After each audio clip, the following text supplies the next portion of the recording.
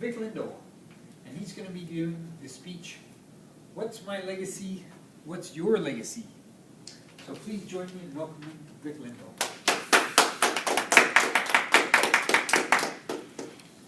Mr. Toastmaster, Toastmasters, and welcome guests. Anita's Revolution is an incredible book about how a person can take a vision and turn it into a reality. I met with the author today, and I got this book for a friend of mine because I've already read the book on iBooks. I thought, well, I'd get a hard copy. Fidel Castro in 1961 stated at the UN, "Our country will be free of illiteracy in 1 year." The interesting thing is, when I was talking to the author, she said not many people even knew that it happened. He announced it at the UN even before he told the people in Cuba. But once he'd made the announcement, they marshaled the forces and they had as many as 700,000 young teachers going into the homes and teaching them to read and write. That's a legacy.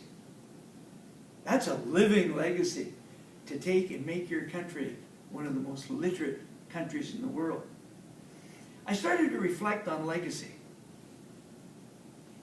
Where do you pick up your ideas, your concepts? I started to think about my grandparents. I started to think about some of the things that I do today and wondered whether it's a reflection of my grandparents. All four of my grandparents left Iceland about 1880. That first part is how to overcome adversity. Because they left because the volcanoes had pretty well clouded the sky and all the fjords were frozen over. I started to look and I said, so some of the things that I'm doing today, are they a reflection of my father, my mother, my grandparents? Because when you start to look at a legacy, is it a building you're going to leave? Is it some money you're going to leave? I'm not going to leave any of those, but maybe I can leave attitudes that I've picked up. My father was a devout advocate of health and fitness. My father made it to 98.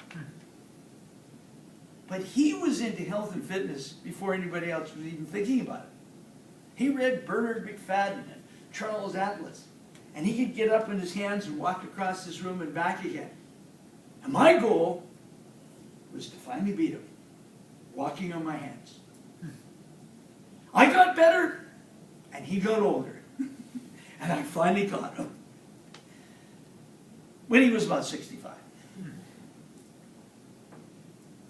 I've taken those attitudes and done what I can to translate them into my life and into the influence that I'm passing on to my children.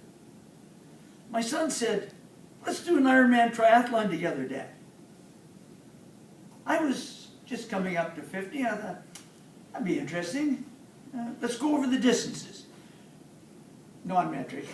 2.4 mile swim, 120 mile bike, 26.2 marathon at the end. That's when we applied some of the principles that I'd been teaching. High-level performers are prepared to take risks. High-level performers are prepared to have a vision of a preferred future. So I went up to Penticton a year in advance, and I ran down the main street of Penticton late at night so I could get a vision of what it'd be like to finish. I knew I'd be finishing late at night. As it turns out, I'm the only person to get 3 finishing photos. The photographer said, "Vic, it was easy at the speed you were going. It was very easy." And the time, 16 hours, 16 minutes, and 36 seconds, is indelible upon my mind. You see, if you finish under 17 hours, you get the t-shirt. I was making sure that I had the goal and I completed it. eventually, one of my grandsons said, "Grandpa, let's go for a bike ride up past Souk potholes and across the Souk River and up into the wilderness." We better practice what you preach, Vic. So there we were, crossing the Souk River, traveling into the wilderness, little 50K bike ride. My other son said, let's do Cuba, 500 kilometers over 2 weeks. That is a legacy that my grandparents and my dad gave me, is adult adventure deficit disorder be gone.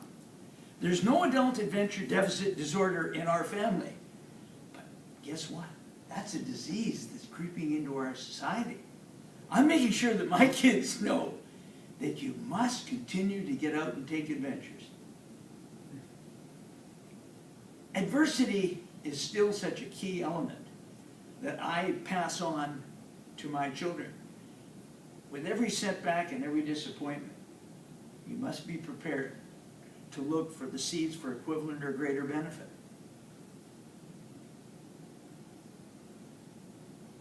With my young grandsons, we work on a program very simple. The best do what the rest are not prepared to do. And what's that? Well, if you're in hockey, you write down in your journal the things that you want to get better at. Then you do a diagram, and then you picture it. If I can pass on some of the things that have been passed on to me, and as I started to reflect on it, they've been passed on to me inadvertently. I hadn't realized that my grandfather had gone to the Klondike. I knew that my father had gone to Allen to gold mine in the 30s. I knew that because that's where I was born. Isn't that interesting? They were out doing adventures. I'm now making sure that my family, my grandchildren, recognize the importance of taking adventures. What's your legacy? I'm working on mine, and I'm working on it every day, reflecting on what I learned from my grandparents.